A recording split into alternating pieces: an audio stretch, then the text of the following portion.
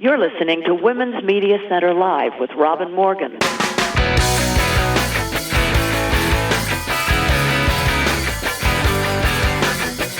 Welcome to Women's Media Center Live.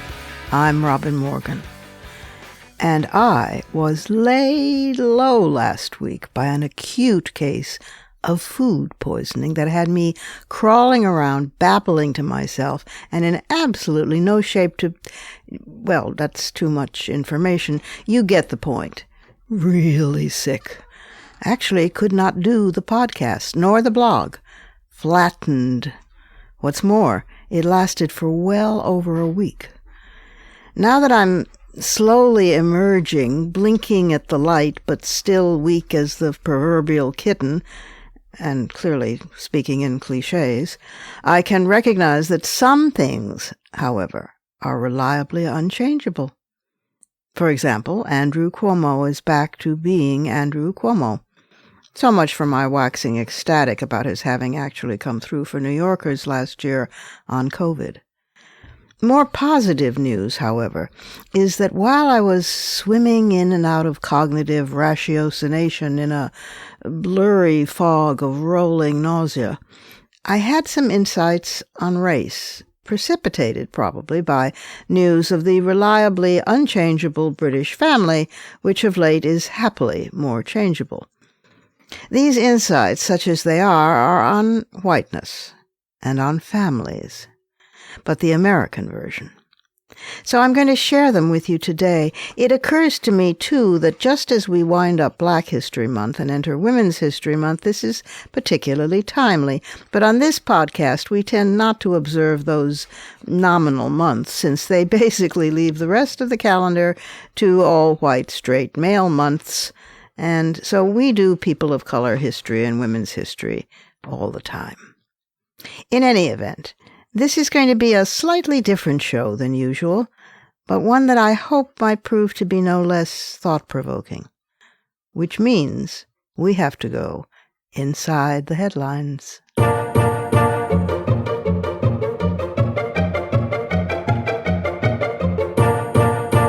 Time for a few basics.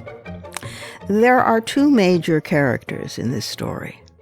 One of the characters is Thomas Jefferson, born 1743 in Shadwell, Virginia, died July 4th, 1826, Monticello, Virginia. Draftsman of the Declaration of Independence of the United States. The nation's first Secretary of State, 1789-94, second Vice President, 1797 to 1801, and as the third President, 1801 to 09, the statesman responsible for the Louisiana Purchase. An early advocate of total separation of church and state, he also was the founder and architect of the University of Virginia and the most eloquent American proponent of individual freedom as the core meaning of the American Revolution. The other major character is Sally Hemings. Sally Hemings came to Jefferson's Virginia estate, Monticello, as an enslaved infant, part of his inheritance from his father-in-law, John Wales. Wales was not only the father of Jefferson's wife, Martha, but also the father of Sally, via, most likely, the rape of Betty Hemings, her enslaved, light-skinned mother, and one of his servants. Indeed, Martha and Sally were half-sisters, and they looked like full sisters, although Sally was 25 years younger than Martha. In 1784, Jefferson was appointed the American minister to France. It was shortly before the French Revolution.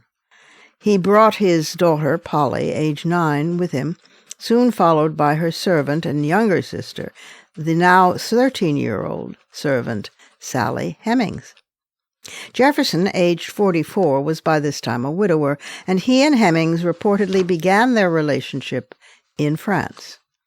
On their arrival, Polly and Sally stayed with Abigail and John Adams, and Abigail wrote to Jefferson, quote, "The girl who is with Polly is quite a child herself. She seems fond of Polly and appears good-natured." Close quote. Sally remained in France for 26 months. The institution of slavery had been abolished there, so Jefferson paid wages to Sally and to her enslaved brother, James Hemings, who was in training to become a French chef. But Sally earned only $2 a month, and James only $2.50 a month, while the French servants earned $8 to $12 a month. By the end of their sojourn, James had hired a French tutor and was learning the language, and Sally was as well. It seems that they both stayed with Jefferson and spent weekends together at his country villa. Sally became pregnant by Jefferson during this time. She was 16 years old. Under French law, both she and James had their freedom. However, if she returned to Virginia with Jefferson, she would become enslaved again. Nevertheless, her strong ties to her mother, Betty, and to her siblings drew her back to Monticello, although she did extract from Jefferson a promise that her own children, at age 21, would be freed. They all did return, and although Sally's first child died soon after, the records show that she subsequently gave birth to 6 more children by Jefferson. He never remarried, and he never fathered offspring by anyone else, no woman, freed or enslaved. Nor do we have any records showing Sally had any relationships with other men. Their 40-year partnership spanned his becoming Secretary of State, his vice presidency, his presidency, and his being the founder and architect of the University of Virginia. Sally remained with him until his death in 1826. Her duties at Monticello included nursemaid companion, lady's maid, chambermaid, and seamstress. We don't know whether she could read and write, although both her brothers, James and Madison, were literate, so it's likely that she was too. She was described as very fair, with straight hair hanging down her back, and quite beautiful, and is believed to have lived in the so-called South Dependencies, or wing of Monticello, accessible to the main house by a covered passageway. Her children were all trained as skilled artisans in crafts like carpentry and weaving. None worked in the fields, and all the boys were taught to play the violin, which Jefferson himself played. Those are the bare bones of that relationship. But for people more curious, I highly recommend Annette Gordon Reed's fine book, The Hemingses of Monticello, An American Family, or Fawn Brodie's Thomas Jefferson, An Intimate History. Although the Hemings controversy was well known in Jefferson's time, she was openly and scandalously referred to in press reports as Jefferson's dusky Sally, or sometimes Jefferson's dashing Sally. Jefferson himself never commented on the situation, and the furor got conveniently buried. When it finally resurfaced in the 1970s, enormous controversy followed in its wake. Jefferson scholars and Jefferson's white family descendants were outraged. It has taken all those intervening years for DNA tests to definitively prove that Sally's children were, of course, fathered by Thomas Jefferson. He eventually, posthumously through his will, did free all of Sally's surviving children, Beverly, Harriet, Madison, and Eston, as they came of age. Harriet was the only female slave Jefferson allowed to go free. Of the hundreds of enslaved individuals he legally owned, Jefferson freed only 5 in his will, all males from the Hemings family. They were also the only slave family group freed by Jefferson. His will further petitioned the legislature to allow the freed Hemingses to stay in the state.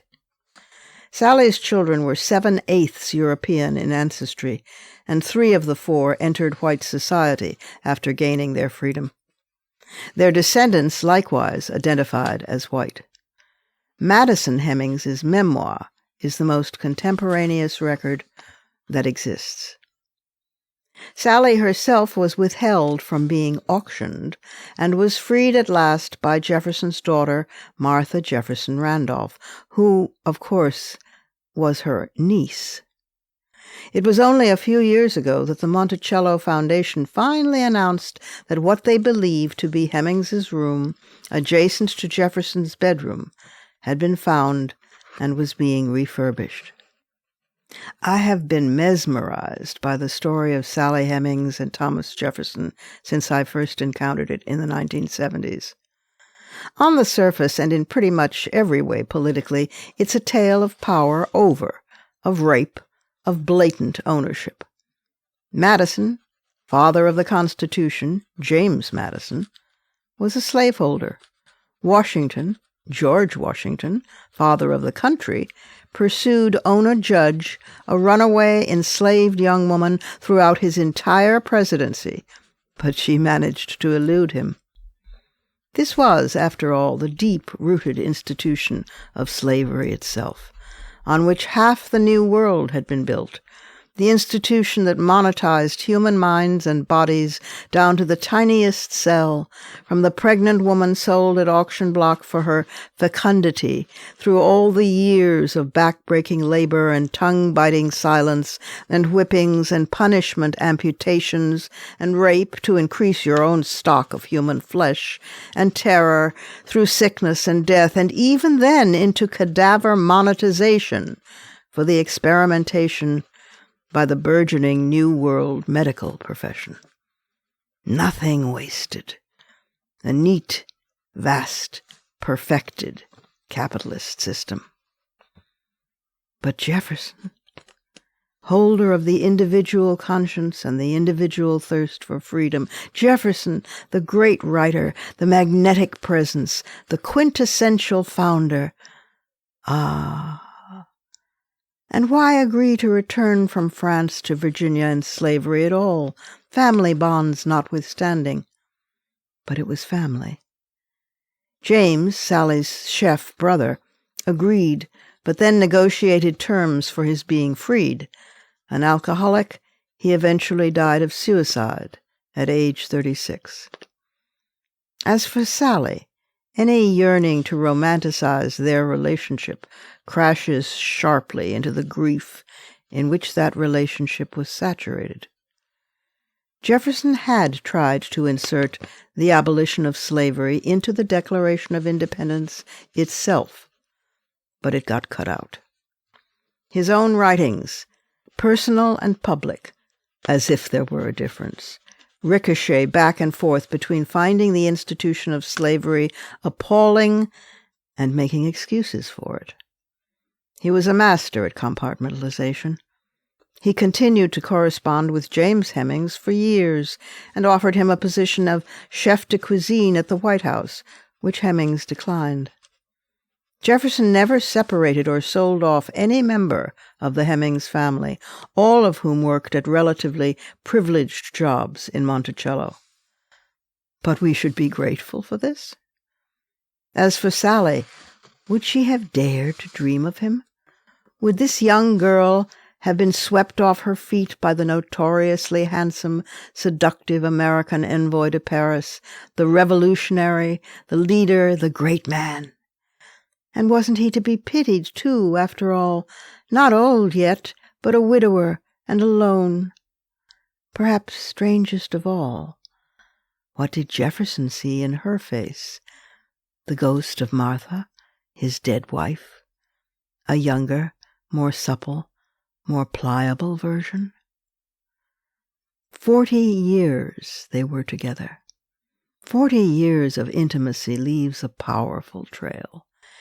In 1802, when newspaperman James Callender first reported Jefferson's relationship with Hemings, his account suggested how widely known their relationship already was, where Hemings appeared like, quote, something of a wife to Jefferson, close quote. And Annette Gordon-Reed has criticized biographers who insist that, quote, it is ridiculous to even consider the notion that Thomas Jefferson could ever have been under the positive influence of an insignificant black slave woman, close quote. Did Sally Hemings, Jefferson's French-speaking bedmate and well-organized keeper of his private chambers, also serve as his guide and counselor? Was there, in fact, a love story warped and twisted beneath the surface. Such intricacies and ironies will never be known. All we can hope to know is that there was love between mother and children, a perpetuated loyalty, whether enforced or volunteered, human suffering, and family.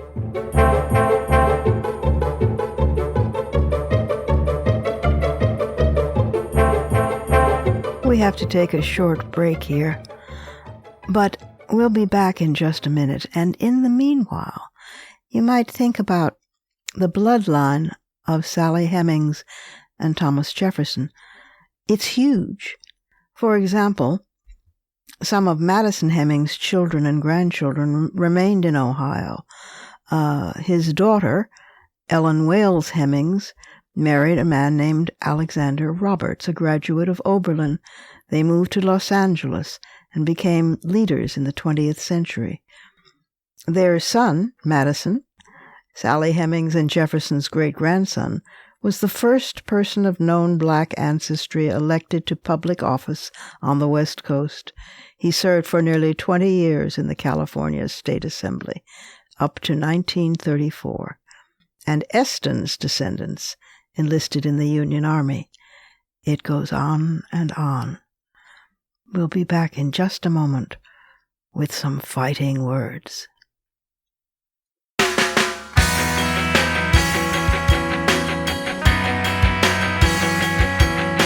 Subscribe to this program on your favorite podcast platform and leave us a review. Follow us on Twitter at WMC Live, like our Facebook page at facebook.com/WMC Live, and visit us at WMCLive.com for more information about our show and our guests. You're listening to Women's Media Center Live with Robin Morgan.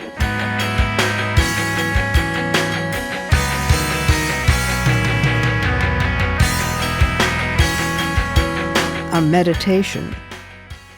meditation, for example, on whiteness can consist of fighting words.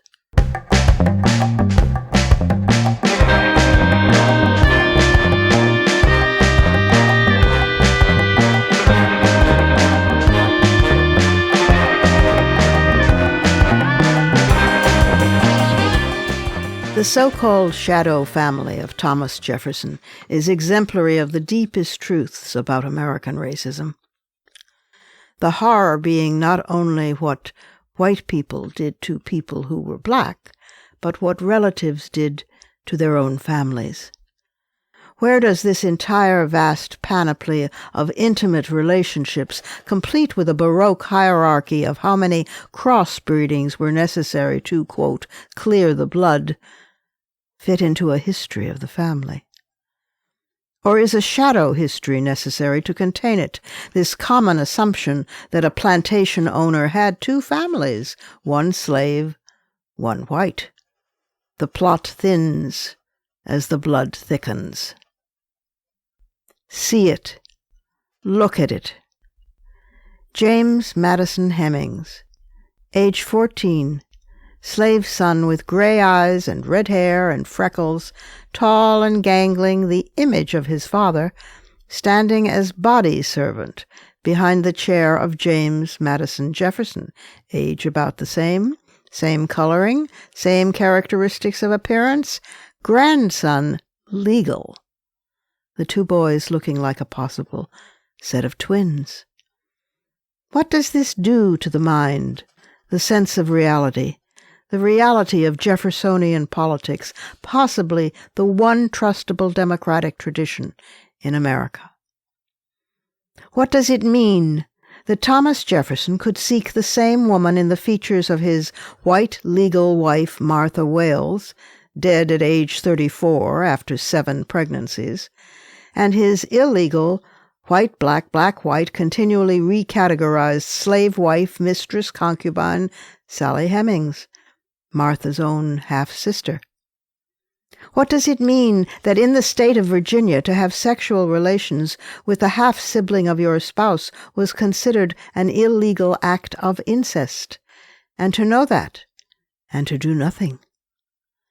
What does it mean that Dolly Madison could say in 1837, quote, "The Southern white woman is the chief slave of the master's harem," close quote, and then leave it at that? What does it mean to know and not act? To know and know that action is possible, and yet not act? To know and know that action is not possible, and still not act? Sally Hemings haunts America, Jefferson, me. And Jefferson was one of the best, perhaps the best of the lot of the founding fathers. He staked his life on the belief that the individual soul needs freedom and can endure that responsibility no matter what. He staked Sally Hemings' soul on it too, but he never asked her permission to do so first. Or perhaps he did, and perhaps she said no. Or perhaps he did, and he forgot what she replied. Or perhaps it was her idea in the first place, but he didn't note that, being above the petty details of ownership. And they dare to speak of the sanctity of the family. They dare claim reverence for blood ties. Oh, my America, there is blood on your hands, and you don't even recognize it as your own. You don't exist, white America. You never have. The agony you have created for others is real, but has always been to convince yourself, as well as those in agony, that the illusion of your existence was real, that light did not move or change color when it seems to move, as in a redshift or in a prism. You're a figment of your own brain, America, one that has settled for a petty, uncreative imagining.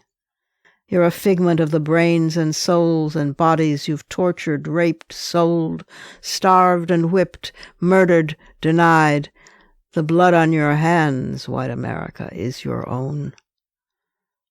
Jefferson disowned his slave children not because they were black, which by his own racial structure of insanely pedantic blood charts, they weren't. He disowned them because he would not cease owning them. That is, because they were enslaved. Yet white slaves were unheard of. If you are white, you are not a slave. If you are a slave, you cannot be white. Whiteness or sameness could not coexist with slavery in the same person. If you are a female, you are not a man. If you are human, you are not a slave. Yet Dolly Madison apparently knew. Jefferson's slave children, then, were unacknowledged, not because they were different, but because they were the same. The terror of this truth, Mark Twain's truth in Pudd'nhead Wilson, has been diluted and distorted by fundamentalist religion's fake truths of brotherhood, of kin under the skin, of Disney-esque Christian all-oneism blurred. It can be mouthed safely without anyone believing it for 1 minute because its hypocrisy is kept safe through lived-by truths of continual, ceaseless, ongoing compartmentalization. The fear is not that we are different. The fear is that we are the same. The lie of the inner and the outer, the lie of kin beneath the skin, when we are really saying that what we're trying to deny is something far more fearful, being kin above, in, at, over, and through the skin. This was Jefferson's lie. Age as category is central here, because if one exists long enough, the transition from young to old exposes the lie of differentness in a way we can otherwise more conveniently escape with appearance or with differences of sex or race. We still try. We say, it's impossible to imagine him ever being young, or I can't see her as old somehow. Yet as one lives, the lesson is painfully sensed in the contradiction between that external presentation and the internal cry, but I'm still the same inside here. It's our own shadows that precede and follow us, but only when we stand in the light. Existence might be the story of sentient life ricocheting between alternate fears, The fear of being utterly alone, the fear of being totally absorbed. Society, politics, history itself may well be nothing but an attempt to reconcile and balance those two fears. What if Jefferson had not separated his one cisdroid wife into two in order to keep his reputation, thereby keeping his power, to use, of course, for the democratic salvation of his country against evil men who would destroy the perfection of his ideals? What if instead he had chosen to disclose and embrace such truths, refusing to own anyone, refusing to become precisely one of those evil men he claimed to be fighting, thus possibly saving the soul of his country? What if? I learned long ago in the civil rights movement that my only hope for fighting my own white racism is, at this moment in history, in the context with women of other racial groups. This knowledge came painfully and slowly after years in the so-called New Left, years of trying to differentiate between my race guilt and my woman-inculcated diffidence toward men, of color in this case. Was I making reparations as a white, or was I being obsequious as a woman?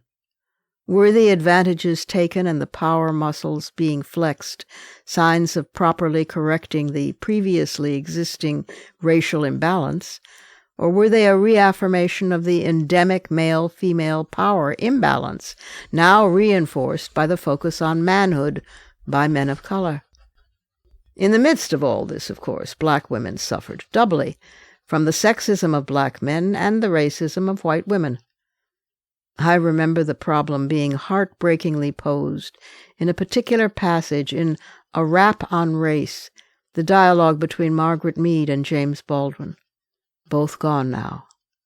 At one point, Mead mentioned that some social scientists in the United States had completed a study in which they asked small white boys what would they rather be, small white girls or small black boys.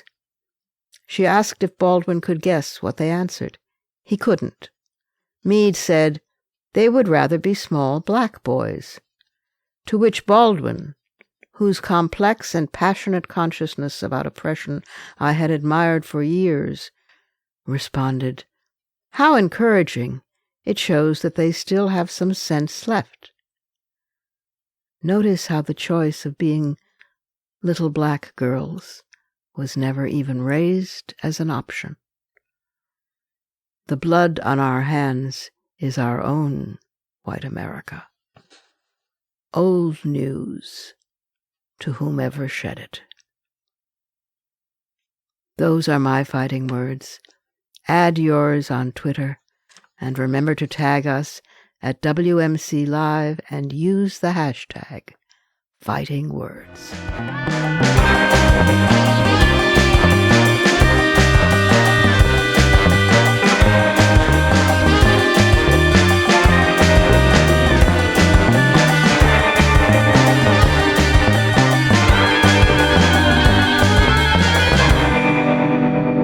And that's our show for this week. You can follow me on Twitter, Facebook, and now Instagram at The Robin Morgan, and you can check out my blog at robinmorgan.net and find my latest book of poems, Dark Matter, and my brand new novel, Parallax, wherever books are sold. Opinions expressed on this program do not necessarily represent the Women's Media Center. Here's the family for Women's Media Center Live. Executive producer as well as founding and sustaining sponsor Regina K. Scully, WMC president and co-executive producer of this program, Julie Burton. I'm Robin Morgan, your producer and host. Thank you for being with us. Join us again next time on Women's Media Center Live.